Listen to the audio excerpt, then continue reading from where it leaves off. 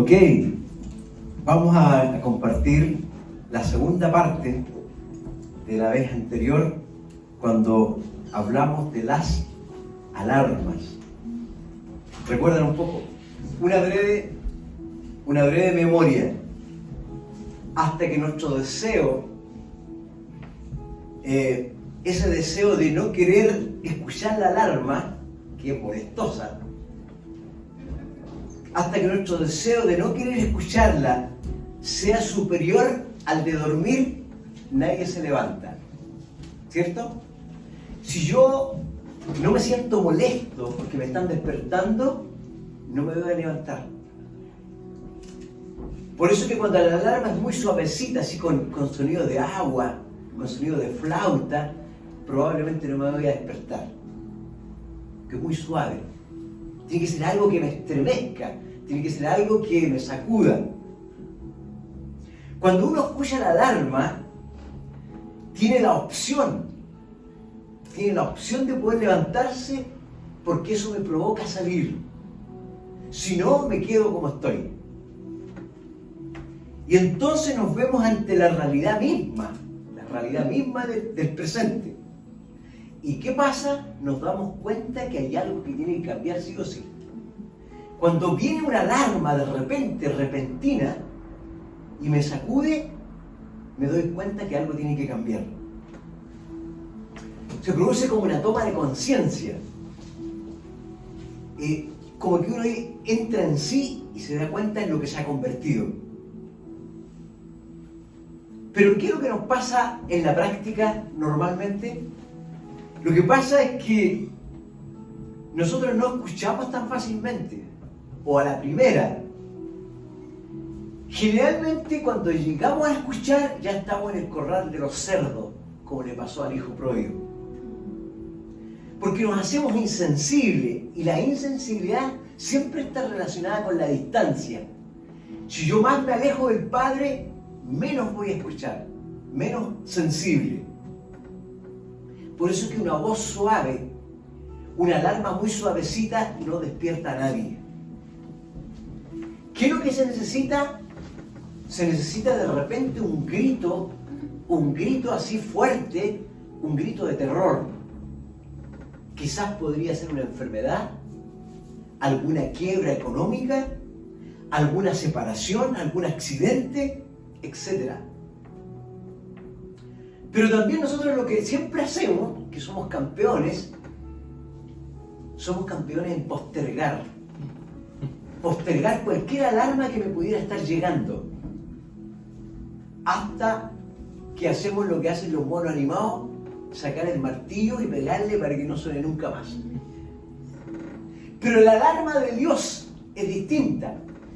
En los sistemas que hay de alarma temprana, el SAT, por ejemplo, todos estos sistemas que están preparados para todo tipo de emergencia, igual fallan, aunque son muy tecnológicos, igual terminan fallando.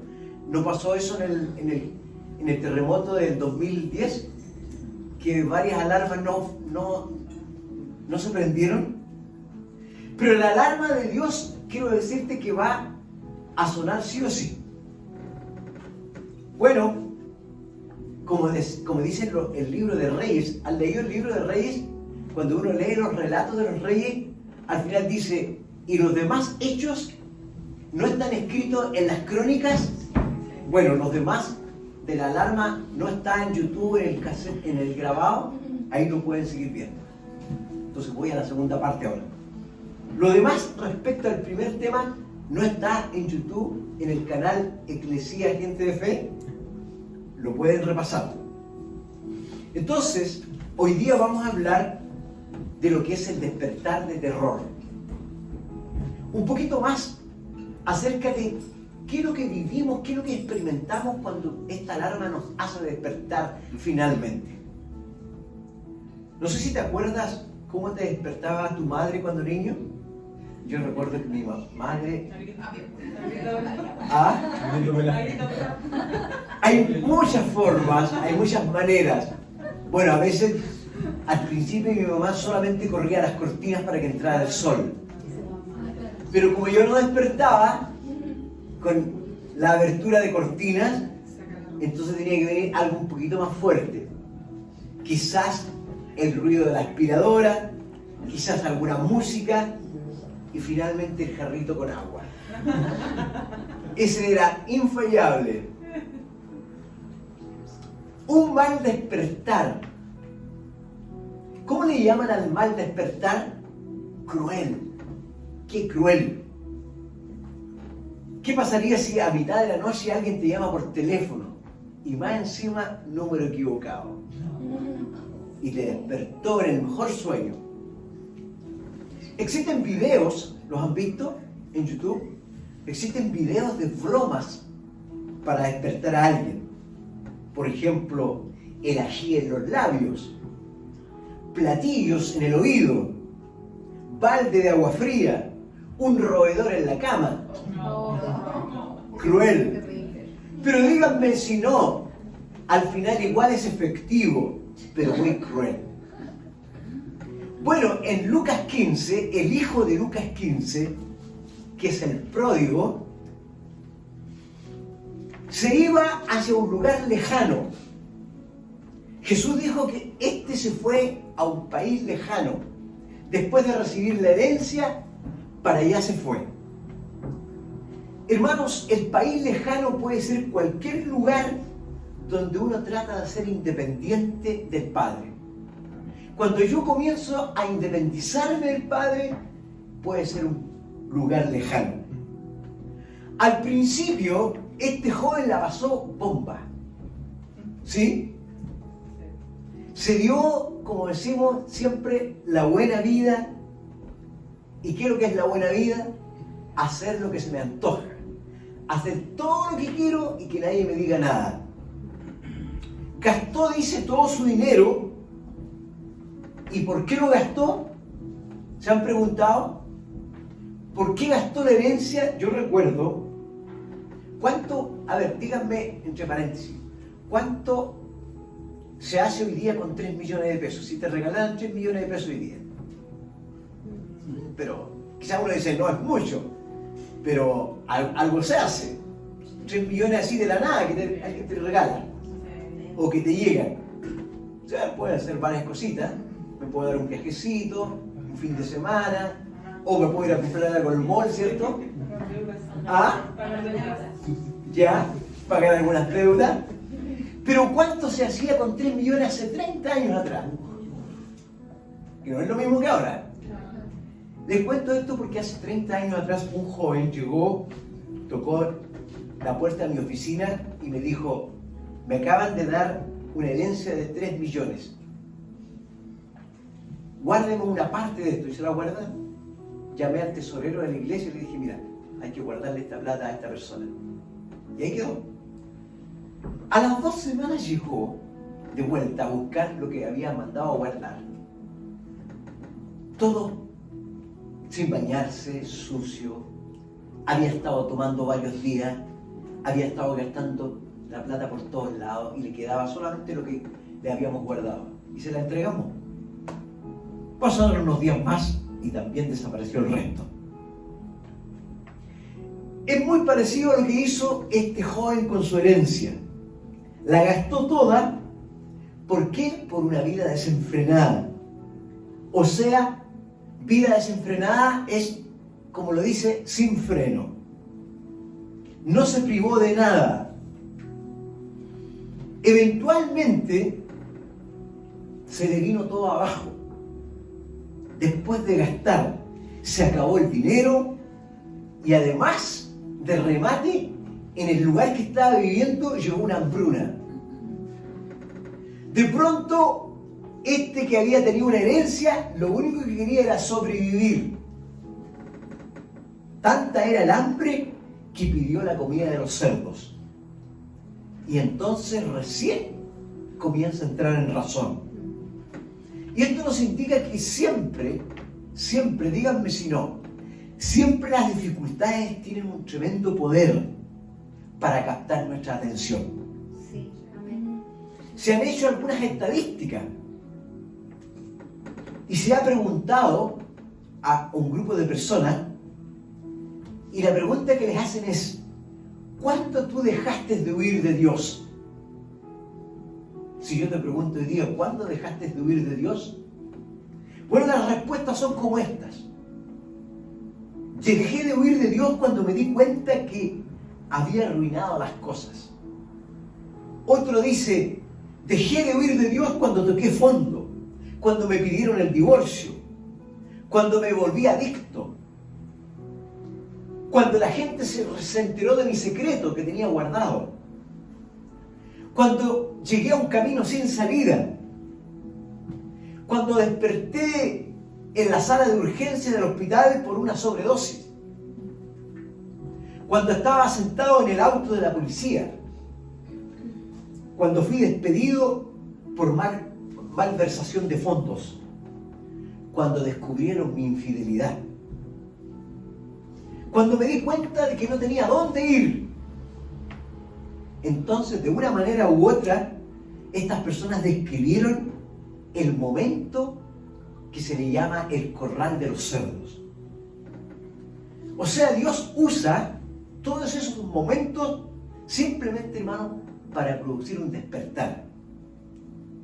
Y es solo cuando las cosas empiezan a derrumbarse, recién podemos tener la posibilidad de abrir los ojos. Solo cuando se nos derrumba todo, cuando se nos mueve el piso, recién que podemos tener la posibilidad de despertar. Hay dos formas principales por las que una persona llega a un momento de desesperación. Son las circunstancias difíciles por un lado y por otro lado las consecuencias merecidas. Este hijo pródigo experimentó las dos cosas. No existe nunca, piensen en esto, nunca existe un buen momento para experimentar una hambruna. No sé si les ha pasado. Pero este hijo, el hijo pródigo, no hizo absolutamente nada para que le llegara una hambruna donde estaba viviendo. ¿O acaso hizo algo? Él no tenía control de eso. No fue culpa de él que de repente el gobernador o el alcalde o el presidente anunciara una hambruna en todo el país. No hizo nada. Pero en el momento menos oportuno se encontró con esta situación difícil. Ahora, cuando Jesús relató esta historia, los que estaban escuchando a Jesús sabían súper bien lo devastadora que es una hambruna. Ellos, el pueblo judío, estaba acostumbrado de tiempo en tiempo a recibir esta noticia. Hoy día, por ejemplo, la mayoría en este siglo no tenemos idea de lo que es una hambruna. Tendríamos que ir al África, muy al oriente, pero aquí en Latinoamérica los pobres se las arreglan. O van a la feria, consiguen, les regalan. Difícil que alguien pase hambruna. Verdaderamente no entendemos lo que significa eso. Recuerdo yo una familia que me decía, estamos en crisis, ora por mí. A la semana siguiente estaban en el Caribe. Recuerdo otra familia que me invitó a tomar once una vez y me pidió oración porque estaban en una crisis, pasando por una crisis. Puede ser. Pero mi sorpresa fue cuando llegué a la casa y me hicieron pasar a la mesa. Yo me pregunté quién estaba de cumpleaños. ¿Por qué tenía de todo? Dulce, queso, quesillo, jamón, jamón de pavo, jamón de cerdo, de todo. Pasta de esto, pasta de lo otro, pan de esto, pan negro, pan blanco. Y estaban en crisis. Yo me quedé callado y pensé.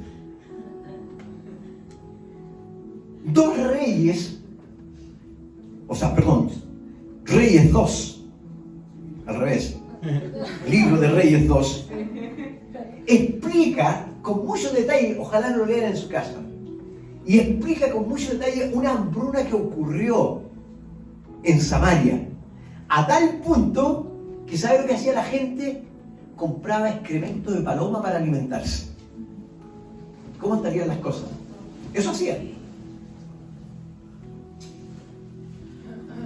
Y dos madres acordaron, se pusieron de acuerdo para cocinar a sus bebés un día una y otro día la otra. A ese punto la hambruna, que se pusieron de acuerdo, vamos a cocinar a nuestros bebés. Así que cuando Jesús habló del hambre, la gente sabía exactamente de lo que estaba hablando. Por eso no fue hasta que las cosas se pusieron difíciles que este hijo pródigo tuvo que despertar. Hay un psicólogo, Jonathan Haidt, que hizo un experimento, un ejercicio con un grupo de jóvenes y les entregó un resumen de una historia para que la leyeran. Y el resumen decía lo siguiente: una mujer va a nacer en agosto, el próximo agosto. Desarrollará dificultades en el aprendizaje que le van a impedir leer a la edad que corresponde.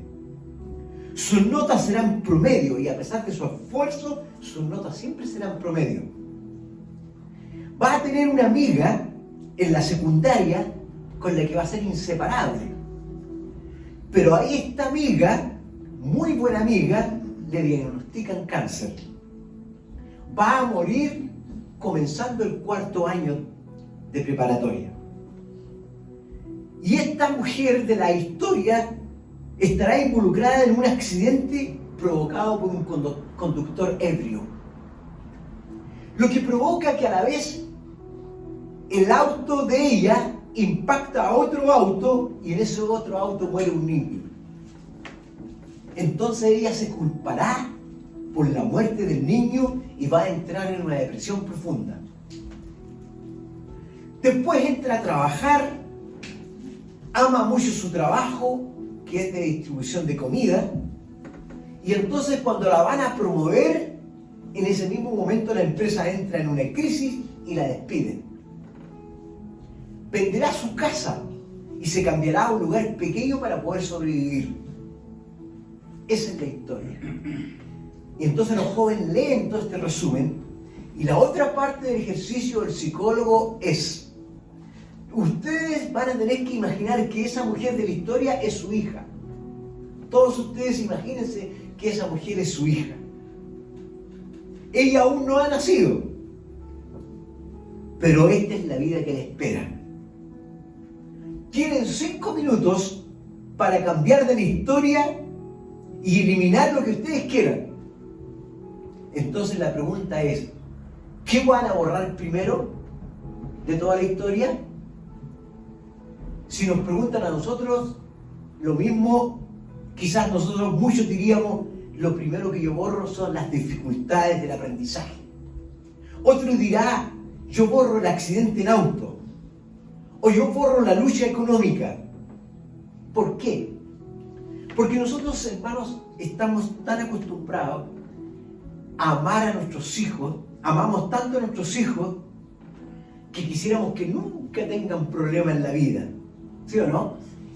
Yo no me imagino a mi hijo, a mi hija, angustiados, pasando penurias, dolores, fracasos. Los quiero libres de angustia. Todo papá y mamá piensa así. Pensamos muy adentro que las dificultades, si tienen dificultades, no van a ser felices. Y nosotros queremos que sean felices. ¿Qué tal si borramos, justamente borramos lo que a ellos los va a despertar a acercarse a Dios? ¿Qué tal si borramos la dificultad que les enseñará a mantener el gozo en todo tiempo? ¿Qué tal si por querer borrar algo borramos el dolor y sufrimiento que será el catalizador que Dios va a usar para que clamen a Él? ¿Qué tal si borramos todo el despertar para el propósito de Dios? Miren, puede sonar súper fuerte, pero el contribuidor número 1, lo que más ayuda para la madurez espiritual, no son las predicaciones, no es esta predicación que están escuchando, o cualquier otra. No son los libros que vas a leer, no son las reuniones tan lindas que tenemos cuando nos juntamos en las casas, que son una bendición, pero no son. ¿Qué son entonces? Las circunstancias difíciles son las que más hacen madurar espiritualmente. Son los momentos de mayor despertar espiritual. Por lo tanto, el desaliento que alguien pueda estar pasando hoy día va a producir siempre dos reacciones. Escuchen bien. O clamamos a Dios desesperadamente, o todo lo contrario, nos alejamos de Él. Sí. No hay más. No hay una tercera alternativa, no hay A, B o C. O clamamos o nos alejamos. ¿O no es lo que les pasa a los ateos? ¿Ustedes creen que los ateos siempre fueron ateos? No. Más del 90% de ellos antes no eran así.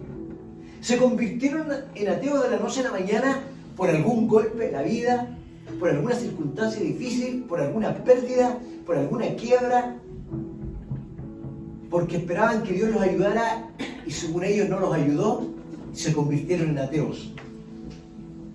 Tenían la posibilidad de buscar refugio en Dios, pero se cerraron, se resintieron y entonces se alejaron de Él. Puede que nosotros en algún momento, cuando estamos desalentados, digamos esto: Él no está cumpliendo su parte. Me parece que Dios no está cumpliendo conmigo. No era la manera en que se supone que mi vida iba a terminar. Por lo tanto, si Dios no va a estar conmigo, yo tampoco voy a estar con Él. ¿Recuerdan cuando Satanás hizo la apuesta? ¿Recuerdan esa apuesta de Satanás? ¿Aquí? Sí. Sí.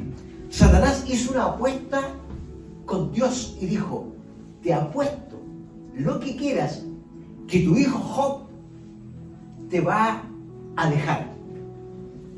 Ok, dijo Dios, va a la apuesta. Vamos.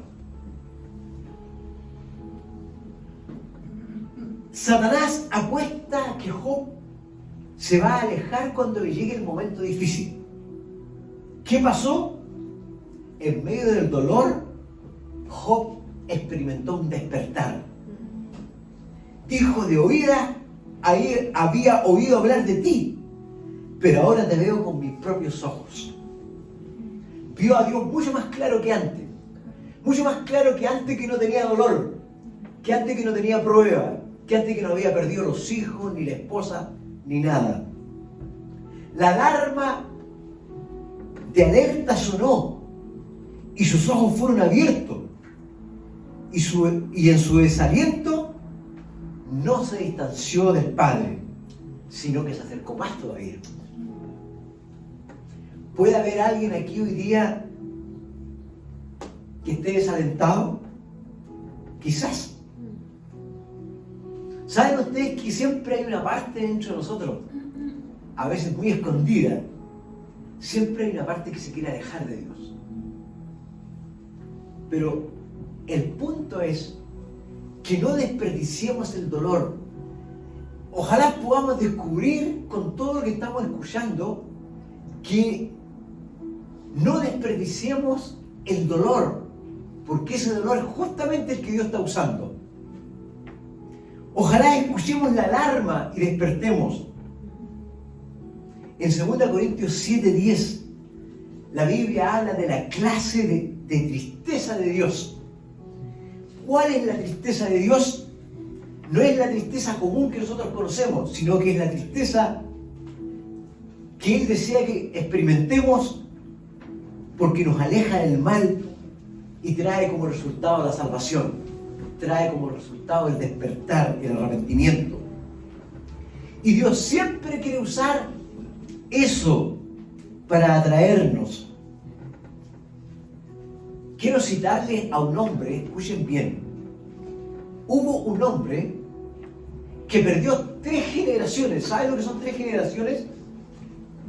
Este hombre tuvo un accidente automovilístico y en ese accidente perdió a su mamá, a su esposa y a su hija. ¿Cómo la ven? ¿Cómo se ven con algo así? Su mamá, su esposa y su hija en el mismo accidente. Y él escribió un libro que se tituló La Gracia Escondida. Y en el libro escribió esto: la experiencia de la pérdida, porque él sí que había perdido. La experiencia de la pérdida no tiene que ser, dijo, el momento determinante de mi historia. En otras palabras, la pérdida que he tenido no determina mi historia. No dice hasta aquí llegaste. Sino dice él que es nuestra respuesta a la pérdida lo que determina todo. Cómo yo respondo a la pérdida es lo que finalmente determina todo. Cuando hay una escasez, cuando hay una pérdida, ¿cómo respondo? Si yo le permito a Dios, Él va a usar eso para levantarme y acercarme más todavía. Sí, amén. Déjenme hablarles un poquito de las consecuencias merecidas. Dios nos lleva a despertar siempre a través de estas circunstancias que son merecidas. El hijo pródigo gastó todo. ¿Por qué? Por vivir, dijimos ya, desordenadamente. No fue culpa de la inflación. No. No se quedó sin plata porque el dólar subió. Porque la tasa de interés estaba alta en ese tiempo. Tampoco fue porque el IMASEC terminó cero ese año. No. Nadie más era culpable, sino él mismo. Se divirtió en grande, la pasó chancho, se lo bebió todo, hasta que la copa quedó vacía y la billetera también quedó vacía. Sus consecuencias eran fruto ¿de qué? De sus propias decisiones nomás.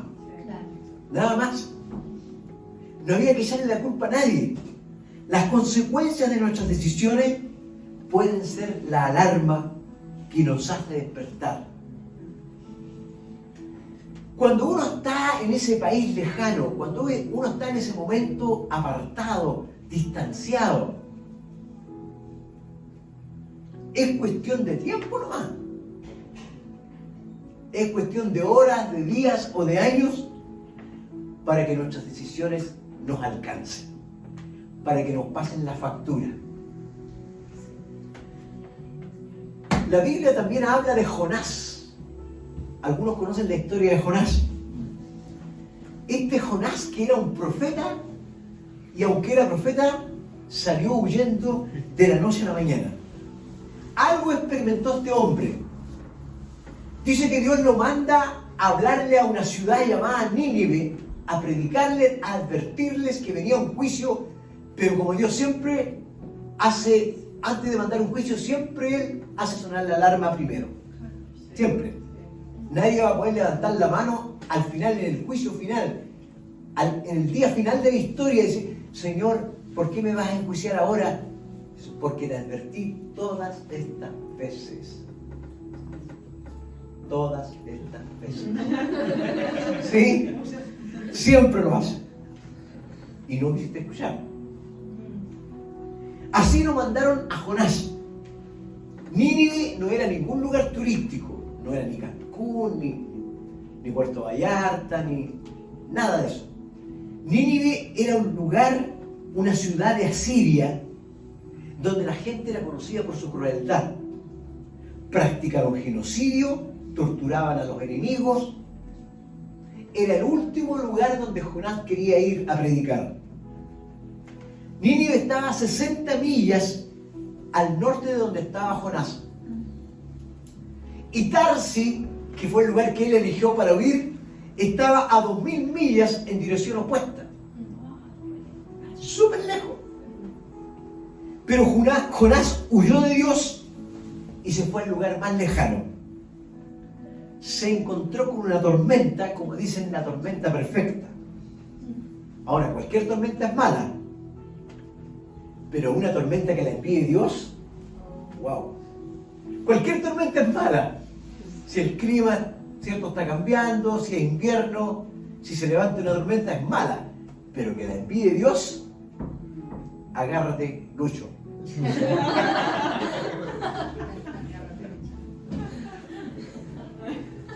Los marineros, dice la historia, los marineros que eran profesionales en la marina, en el manejo de los barcos, estaban aterrorizados.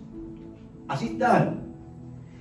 Entonces, si los profesionales están así, temblando de miedo, eso significa que la cosa es seria. ¿Sí o no? Y ellos clamaron a sus dioses, pero después de un rato que clamaron se dieron cuenta que no pasaba nada, igual que le pasó a los profetas de Baal, que se cortaban, sálvanos, se cortaban a ver si así los escuchaba y no pasaba nada. Bueno, aquí también clamaron y no pasó nada. Entonces, desesperadamente, ellos empezaron a usar sus estrategias, tiraron la carga al mar para aliviar un poco la embarcación, pero también le dijeron a todo el mundo, todo el que sepa orar, que ore por favor, rece, ore, haga lo que sea, a cualquier Dios, pero todo el mundo orando. Mientras Jonás estaba durmiendo en la parte interior del barco. Entonces el capitán, ¿qué creen ustedes que le dijo? ¿Cómo es posible que estés durmiendo? Levántate y clama a tu Dios. Quizás nos tome en cuenta y no nos deje morir. Hay que jugarse todas las fichas aquí, dijo el capitán. Cuando uno duerme en la tormenta, todos se van a dar cuenta. Y necesitamos, sí o sí, alguien que venga y nos despierte. El que tiene el matrimonio en crisis necesita ser despertado. El que está luchando con algún tipo de adicción necesita ser despertado. La madre que le grita al hijo, pero no se acuerda la última vez que se arrodilló en su cama para orar por él. No se acuerda. Necesita ser despertada esa madre. El que está gastando más de lo que gana o está gastando en cosas que no son prioritarias, necesita ser despertado. Hay tormentas de todo tipo y no hay tiempo que perder. El alejarse de Dios siempre no solo nos afecta a nosotros, sino a los que están alrededor nuestro. Y son muchos los que hoy día están gritando, por favor, despierta. Despierta. Hay familiares que gritan que despertemos, hay amigos, hay una sociedad completa que está pidiendo que despertemos. Entonces, la desesperación siempre va a revelar algo. ¿Qué cosa? La dependencia que tenemos de Dios. Nuestros momentos de desesperación siempre revelan que tenemos una dependencia del Padre, lo reconozcamos o no. Por lo tanto, siempre fue verdad. Siempre. Solo que tuvo que venir un momento de desesperación para que nos entremos en razón que nuestra vida depende de Dios. Claro, nosotros nos rebelamos, nos convertimos en ateos, decimos yo no necesito a Dios, Dios por tu camino, yo por el mío, yo hago lo que quiero, a mi manera, pero la realidad nos muestra tarde o temprano que siempre hemos dependido del Padre, y como dijo Jesús, separado de mí, nada trascendente podéis hacer. Lo vivió el Hijo, creció en la casa del Padre, comió del producto del campo de su padre, fue sostenido por toda la provisión que ganó su papá, se vistió con el dinero del Padre, y para romper con esa dependencia, finalmente fue al mismo hombre del que quería independizarse. Finalmente, hermanos, ¿cuán desesperada tendrá que estar una persona?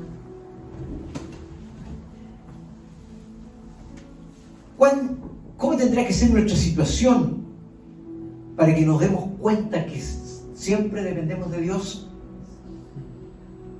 Eventualmente, a cualquiera le puede pasar que se le acabe el dinero. A cualquier familia le puede llegar la escasez. He conocido familias muy pudientes. Tuve un amigo que tenía de todo lo que necesitaba, salía a comer las veces que quería, tenía 2, 3 autos para cambiar, su buena cuenta corriente, podía viajar, de repente se ponía de acuerdo con la esposa y vamos de viaje. Y de un día para otro estaba en la cárcel. cheque sin fondo. Eventualmente a cualquier familia le puede pasar resultado de exámenes negativos, acontecer una situación difícil, quizás consecuencias negativas merecidas. Nos daremos cuenta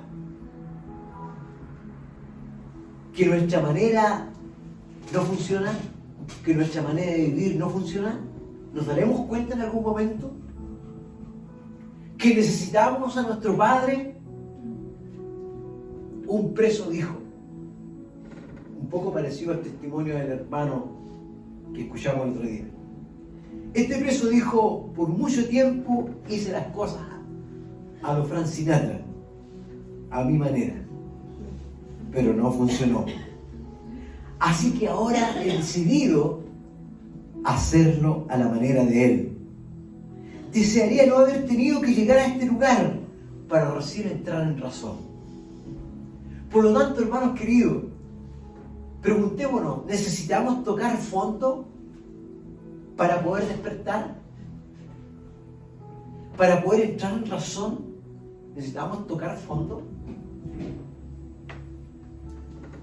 Todo esto que he compartido con ustedes tiene que dejarnos, y tenemos que salir de esta sala esta mañana y volvernos a la casa con una disposición. Con una disposición a despertar, por fuerte que sea la alarma, por fuerte que lo encontremos, por terrorífica que pueda sonar la alarma que nos está despertando, tenemos que salir de aquí esta mañana. Tienes que volverte a tu casa con la disposición de querer despertar cuando suene la próxima alarma. ¿Sabes por qué? Porque te va a librar quizás de qué cosa mayor. Porque ese Padre amoroso que tenemos siempre quiere advertirnos antes que todo se vuelva terrible, antes que todo se venga abajo, antes que lleguemos al fondo del abismo, antes que suceda algo más terrible. Siempre está preocupado, toca la alarma temprana, nunca la toca tarde, siempre la toca temprana. Y siempre nos quiere despertar. Y aunque diga uno, oh, qué cruel el despertar, pero siempre es porque Dios quiere sacarnos y sabe lo que necesitamos, exactamente, sabe todo lo que necesitamos. Y a veces, aunque estamos ya en el camino, hace tiempo que estamos en el camino, pero somos fáciles de quedarnos un poquito dormidos. Somos fáciles de ponernos soñolientos, relajados, pasivos, muy conformados, y Dios siempre quiere despertarnos a más. Qué bueno, porque siempre es a más, Sí. no es a menos. Dios no nos quiere despertar por ponernos la pita, no, Él no nos quiere tirar agua así, no, Él quiere despertarnos a más. Él sabe que hay más. Dice, ¿para qué te conformas? Yo tengo más para ti. Amén. ¿Por qué crees que esto es todo? ¿O piensas que esto es todo? ¿Piensas que es todo el gozo que has vivido? ¿Piensas que es toda la paz que has vivido? Hay mucho más. Todavía hay más. Tengo más cosas que mostrarte, más cosas que bendecirte. Tengo mucho más que usarte. No te duermas. Despiértate y te alumbrará Cristo. Dice. Amén. Despiértate y te alumbrará. No te oscurecerá, te alumbrará. Dice, no quiero que me despierte. ¿Por qué no quieres? No, es que a lo mejor me va a oscurecer. No, te alumbrará. Te va a mostrar un mejor camino que el que tienes.